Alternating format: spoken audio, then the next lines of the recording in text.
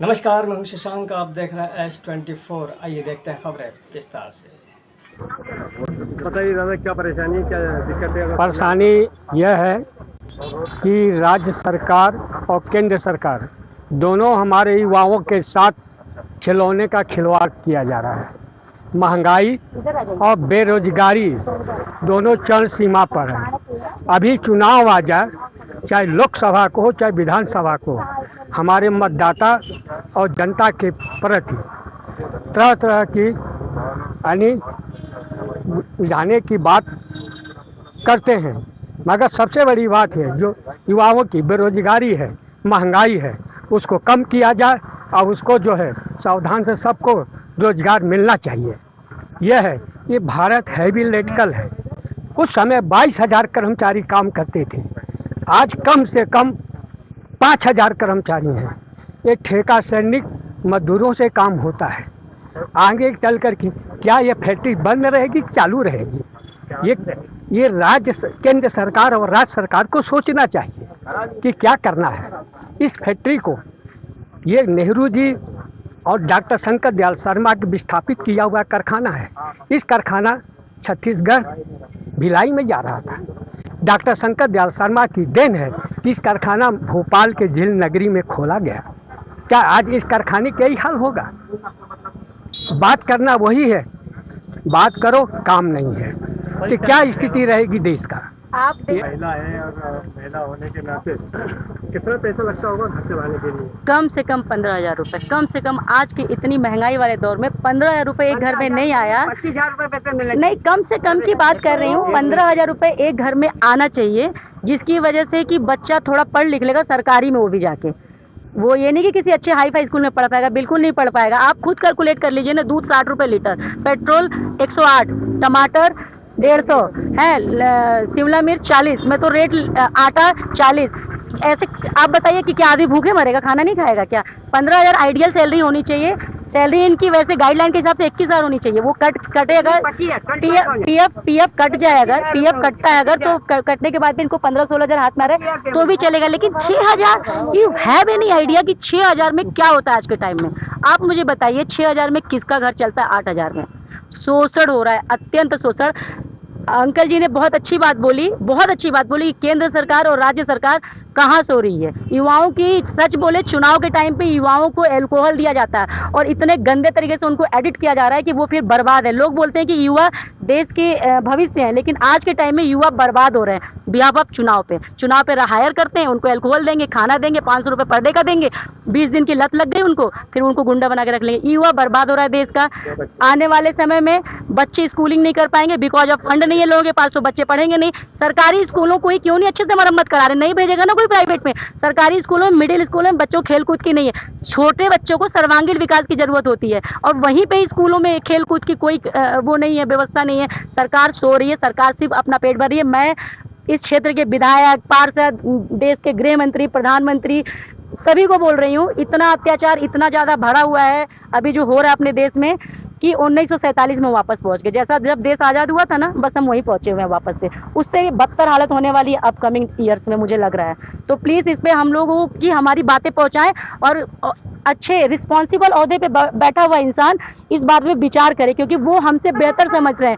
इतना शोषण लोगों का नहीं करें, क्योंकि जनता से ही वो लोग हैं। आज हम 10 हैं, कल हम 10,000 होंगे और कल 10 लाख होंगे। ऐसा नहीं कि हम बढ़ेंगे नहीं, हमारी संख्या बढ़ेगी। एक न एक दिन हम सबकी भी आंखें खुलेगी और हमारा डर दूर होगा। इन लोग जो डरा के रखते हैं, कुछ लोगों को हायर कर लेते हैं और उनके डर में हम डर के बैठे रहते हैं कि नहीं नहीं हमारा नौकरी चली जाएगी, हमारे साथ ये हो जाएगा। कुछ नहीं होगा हमारे साथ वही होगा जो ऊपर वाला चाहेगा। पर हमें अपने हक के लिए, अपने अधिकार के लिए लड़ना चाहिए।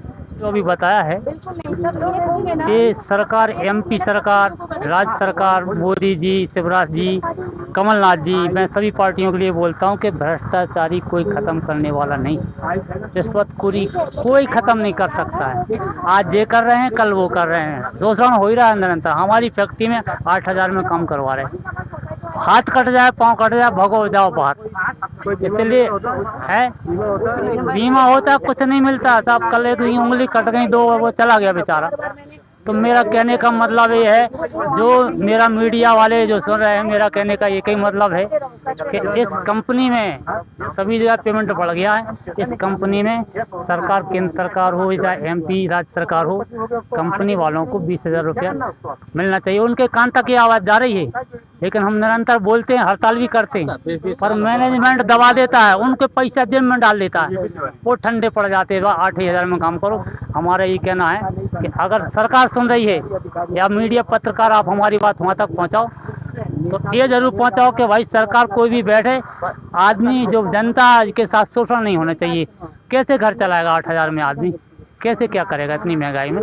ये इसके साथ में अपनी बात को विराम देता हूँ। समय पे सबसे पहले तो वेतन नहीं आनी होता है, 20 से 25 तारीख तक वेतन होता है। सबसे जो बाकी हमारे साथी लोग हैं, लोन वगैरह ले चुके हैं, कई गाड़ी का है, कोई एजुकेशन वगैरह, कोई बहुत सी चीज़ों का है, और उसी वजह से लोग परेशान ज़्यादा हम लोग रहते हैं।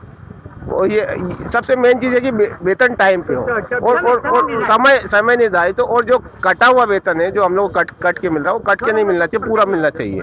सैलरी नहीं दे पा रहे हैं तो क्या कंपनी फायदे में चल रही है? भोपाल की जो BHEL है वो 65.5 करोड़ फायदे में है। 2023 का रिकॉर्ड है इसका। ये प्रॉफिट में, ये लॉस में नहीं है।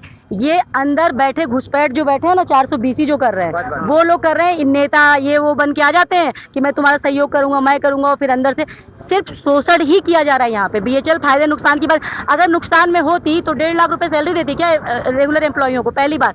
दूसरी बात, ब्याज सहित उनने कोरोना में कटे हुए पैसों को इनको रिटर्न किया, रेगुलर एम्प्लॉइज को। तो ये लेबरों के साथ इतना शोषण क्यों कर रहे हैं? कर्मकार विभाग पता नहीं कहाँ सो रहा है। कर्मकार विभाग को आगे देखना चाहिए कि मजदूरों के साथ कितना ज्यादा शोषण किया जा रहा है, जिसके लिए वो एक अलग ही डिपार्टमेंट बना है कर्मकार विभाग। उनको भी आगे इनको देखना चाहिए। 2 चीजें तो बहुत अत्यंत आवश्यक है। पहला, सैलरी एक टाइम पर निर्धारित हो, और सैलरी इनकी बढ़नी चाहिए इनके योग्यता के हिसाब से। हेलो, मैं संजय सारे भेल कोऑपरेटिव सोसाइटी मैं LP गैस मैकेनिक में कार्यरत था। मुझे अवैध प्रकार से, अवैध धोखाधड़ी से टर्मिनेट कर दिया गया मनोज बुद्धि राजा और रामनाथ गिरी में। उसके तत्पश्चात यहाँ पे भेल ठेका श्रमिक BHEL कोऑपरेटिव सोसाइटी के को समय पे वेतन नहीं मिलता, और 1 महीना मिलता है वेतन, तो 30 तारीख तक वेतन मिलता है। अभी तक वेतन इन कर्मचारियों को नहीं मिला है, और मैं चाहता हूँ तारीख और दिनांक निश्चित किया जाए। जैसे BHEL वालों को 3 तारीख को पेमेंट मिलती है, उसी प्रकार 10 तारीख को वेतन मिलना चाहिए, और वो वेतन तारीख निश्चित होना चाहिए। हाँ, मैं चाहता हूँ कि इनके अवैध रूप से 1-1 हज़ार रुपये काटे गए GST के नाम से। उनकी रसीद पेस्लिप तक देती, पेस्लिप भी प्रमोद लाल देता नहीं है और चुटिया बनाता है। चुटिया बना धंधा बना के रखा है। GST नाम से 1-1 हज़ार रुपये काटा है इन लोग का। इन लोग पेस्लिप मांगते हैं, पेस्लिप देते नहीं है। समय पे वेतन मिलना चाहिए, समान कम समान वेतन मिलना चाहिए। जैसे जिस टेक्निकल में पॉइंट है उसी टाइप से पेमेंट भी मिलना चाहिए। समान काम समान वेतन और समय पे वेतन मिलना चाहिए, ताकि हमने बैंक से अगर लोन भी लिया है तो समय पे किस्त कर सके। क्योंकि कुछ भाइयों ने बैंक से लोन लिया, गाड़ी किस्त लिया, कुछ लिया, तो दे नहीं पा रहे हैं। मैं संजय सारे LP गैस मैकेनिक। जय हिंद, जय भारत। बहुत बढ़िया। मैं इनकी व्यथा लगातार सुन रही हूँ भैया। पिछले हफ्ते भी मैंने मंडे को सुनी थी। इनकी व्यथा में लगा, ये सब इतने परेशान हैं, जैसा उन्होंने बताया शोषण हो रहा है BHEL के अंदर, बिल्कुल भयंकर शोषण हो रहा है। अगर सही बोला उन्हें, सैलरी एक निर्धारित डेट पे आनी चाहिए, सैलरी बढ़नी चाहिए, और जो कट रहा है पैसा, वो जो जब परमानेंट एम्प्लॉइयों को जो ब्याज के साथ मिल के मिला है रिटर्न में, वो इनको भी ब्याज के साथ रिटर्न होना चाहिए पैसा। ये क्या, ये इनकी ही वजह से वो कंपनी चल रही है, और इनके साथ ही इतना अत्याचार हो रहा है। वो डरे हुए, सब सहमे हुए कि हमारा कार्ड बंद हो जाएगा। और ये बात मेरी पहुंचाई, अगर इनका किसी का भी कार्ड बंद होता है तो बिल्कुल इस पर कार्रवाई की जाएगी उचित। ये अत्याचार, ये शोषण बिल्कुल नहीं झेलना है किसी को भी। ये 4 साल से कट रहे हैं। हर महीने काटते हैं और बोलते हैं कि इस महीने हम HR में जाते हैं तो JMHR यही बोलता है इस महीने नहीं काटेंगे, अगले महीने से आपका पैसा नहीं कटेगा, पूरा बराबर मिलेगा। लेकिन 3 बार गए, तीनों बार यही बोल दिया, और 3 साल से बराबर है ना 1600 रुपये काटे जा रहा है, और आज भी काट के ही पेमेंट दिया गया है इस महीने में। आप लोगों को क्या धमकी दी जाती है?